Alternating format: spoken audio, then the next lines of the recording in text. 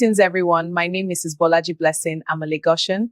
It pleases me to share this with you and do hope you give me your audience that we can talk to our consciousness, retrieve our steps, and mend our broken bridges for a true and better service to God Almighty, and also building a formidable and reputable family that our children and upcoming generation will be proud of.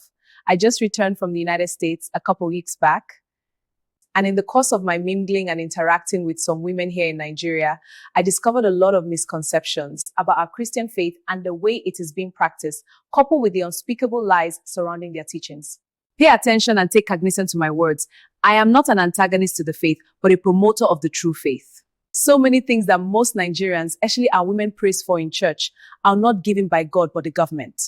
Like, I can't understand how and when this level of madness had eaten deep into the subconsciousness of so many Nigeria Christians. You don't pray for good healthcare system, standard and quality education system, uninterruptible power supply system, quality drinking water, standard housing scheme, and so many others are government-accomplished projects and not God-given. The other day, I was having business conversation with a woman friend in my street here in Lagos.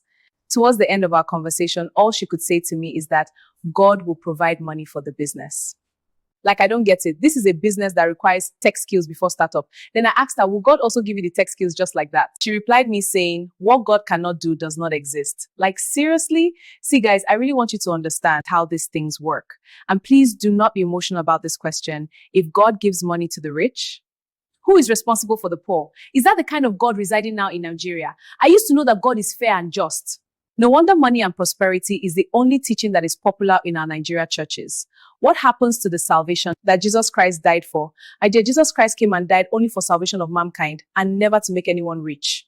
Before Christ came to the world, men were rich, and after he departed, men were still rich. However, to be rich requires understanding and practicing basic principles of money and financial dealings. Thank you for listening. I remain your humble host, Mrs. Bolaji Blessing. Bye for now.